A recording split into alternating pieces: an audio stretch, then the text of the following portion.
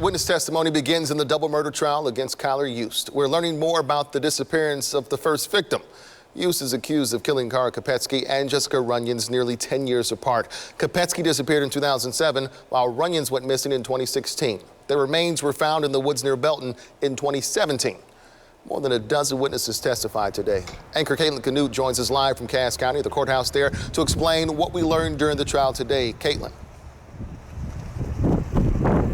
Well, Kevin, 15 witnesses. That's how many we heard from today, and those were just focused on Kara Kopetsky, the first of those two victims. So today, the prosecution, it was their turn. They're the ones who called all these witnesses, and they're kind of to make the case. They're setting out who Kara was, what kind of a relationship did she have with Kylr Yust, and then what did friends notice before she went missing and after she went missing. And they seem to be, the prosecution seems to be making this case that Kylr Yust was a jealous and possessive boyfriend who had a tendency for violence.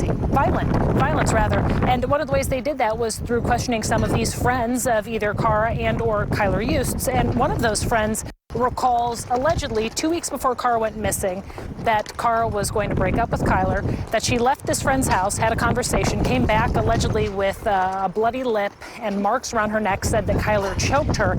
And that's when this friend on the witness stand talked about how Kylr was relentlessly calling Kara's phone that day. Did you talk to him? I talked to him, yes. Why did you talk to him?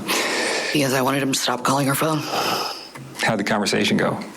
He was hysterical, and I told him to leave her alone. He said, if I can't have her, nobody can. And this is not the first time we heard things along these lines. We heard from several friends who said that, yes, that they had noticed bruises or bite marks on Kara's arms before, or that they had witnessed Kylr and Kara fighting previously. The defense, meanwhile, said, why didn't this appear in early police reports? Why didn't you tell police sooner? And we heard from some of the witnesses either, yes, we did. I don't know why that's not in the police reports, or I don't know. I was young. I was afraid of police. I wasn't sure what to say to police at the time. So the prosecution is setting the stage, Kevin, certainly to try to show some sort of motive. And meanwhile, the defense is kind of calling into question some of this testimony that we heard from witnesses, trying to poke holes in their credibility. Caitlin, several friends, but also family members, including the mother of Kara Kopetsky today. I know she was the first witness to take the stand, in fact. What was it like to hear her recount what happened to her daughter? Kevin, that's hard. As a fellow mom, it's really hard. I mean, we just saw the family walking out here today, and you can tell their shoulders, you know, kind of are slumped a little bit. This is difficult for them to see the man that they believe killed their daughter in court each and every day.